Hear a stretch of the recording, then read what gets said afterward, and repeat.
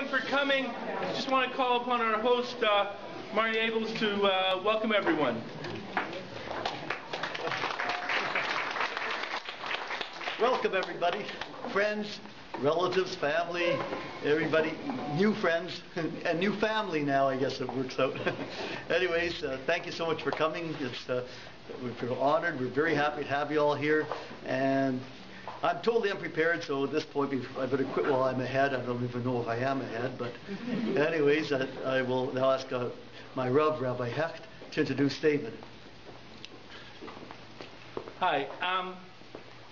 Fact is that the idea of us joining together to meet David and Ariel for the first time that they're married couple in Toronto, we look and try to say, okay, how does this have a Torah significance?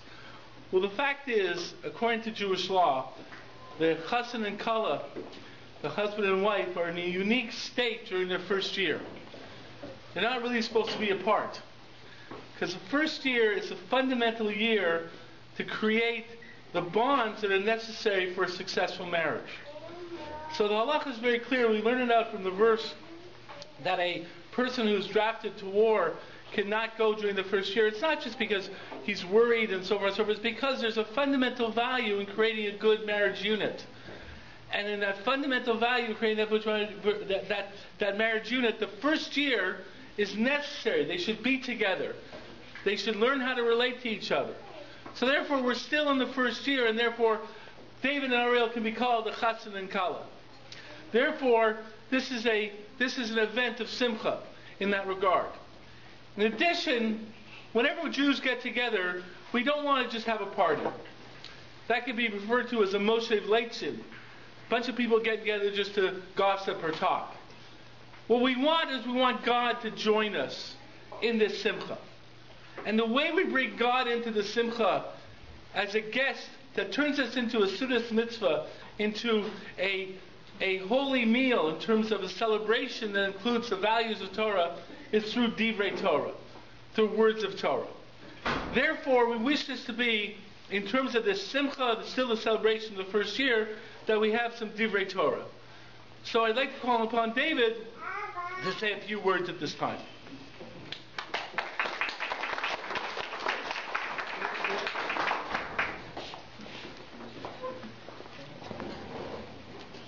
Hi, first of all, I'd like to thank every one of you for coming to the Simcha.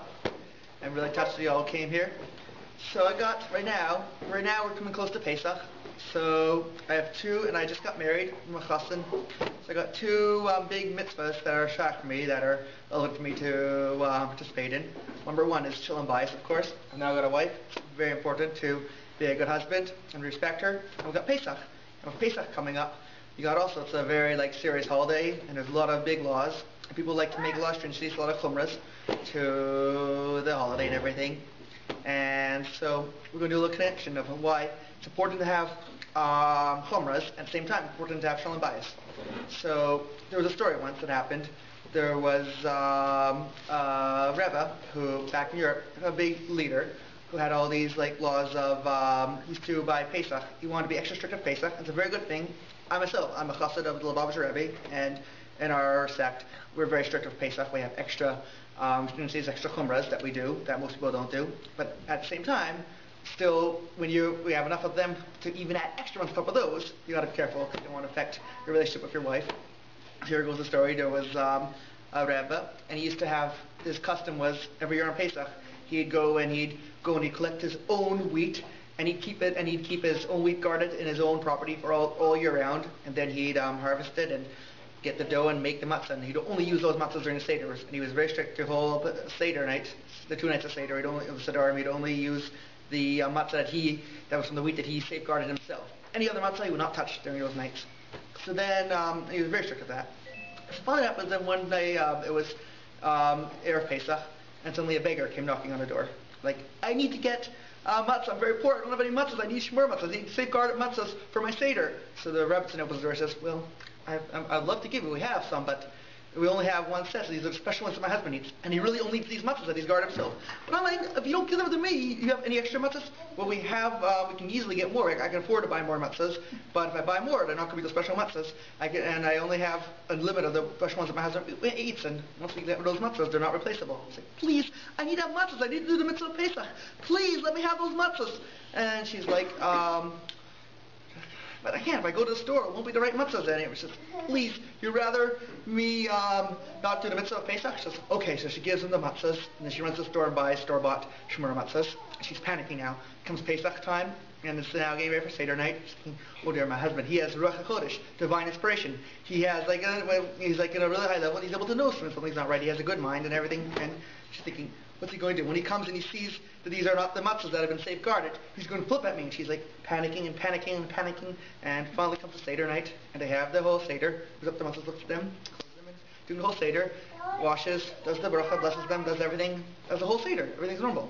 She's like, oh my God, I don't know how he did. I don't know how he didn't notice. I don't know how my husband didn't notice. I don't know how he did. But she's like thanking God that everything went well and everything.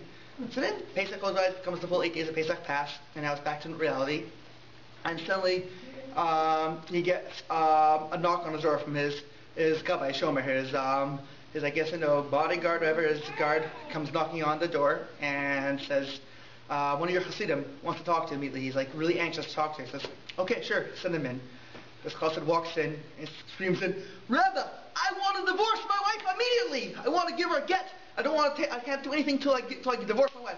Our marriage is over. My wife doesn't deserve to be married to me. She's not important enough. She's not chashuv enough. She's too prized. She doesn't deserve to be married to me. I got to get her a divorce right away. She says, calm down. Why do you feel you need to divorce your wife right now? You see, I have all these traditions. I have all these chumras for Pesach. I have these big chumras I do on Pesach, and my wife just couldn't handle it. She tried following them, but she just couldn't follow up, and she kept on breaking them accidentally, and she obviously is not good enough for me. I'm too good for her, so she doesn't deserve to marry to me, so therefore I have to divorce her immediately. He says, listen, every year on Pesach, I have the custom of safeguarding my own wheat. Personally, I keep it in my own property, and I have these, and nobody else touches this wheat. And when we make the matzahs, it's often a special wheat that I've safeguarded myself. I make the matzahs, and I only use those matzahs on Seder. It's my chumrah I do. And every Pesach, I won't touch any other matzah during the Seder night except those special matzahs. This year, when it was time for the Seder night, I suddenly noticed that those matzahs weren't there. It was store-bought matzahs. But I said to myself, oh, it's not my custom. I don't do this. But I figured it's just a chumrah. It's not halacha. And therefore, I knew my wife was really nervous and stuff, so I didn't want to hurt her or anything, so I didn't even say a word to her. I just said, fine, for 1 year I'll break the chumrah, and I broke it this year, and I ate the regular store matzahs, and my wife was so relaxed, and she was so grateful that I didn't even say anything for her, that we had the most beautiful Pesach with tons of shalom bayis. That's how it ended. So the moral of the story is, true, it's good to have chumras for Pesach, it's very important, but at the same time, remember, it's just chumras, it's not halacha, and shalom bayis comes first. And it's very important to be a good husband and make your wife feel happy. And if you want to be a very good Jew who goes beyond the letter of the law and does extra things, just don't go too out of the way to hurt your marriage, because it's important. You got to remember the difference between law and stringency, chumras, and the biggest law right now. These chumras are nice, but they're not law. But shalom bayis is a law. It's a very important law in Jewish religion to be a good husband and to do whatever your wife wants and make her happy, and to make her just happy and not make her sad at all. And if these chumras can cause your wife to be upset, it's more important to be a good husband.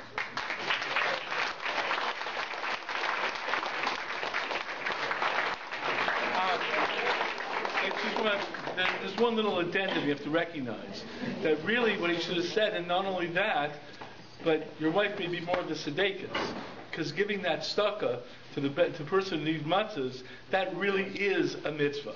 So the truth is that she really did the first mitzvah. So a lot of times you think you're holding on to chumras, and the fact is you should open your eyes a little bit and recognize that the other person's action is really the right one. Anyways, I just want to mention to you, the reason we're filming this is that this tape will go on KosherTube. I don't know how many people know about KosherTube. It's like a Jewish YouTube. It has all these different tapes on it, shirim and so forth. And they put up simchas as well.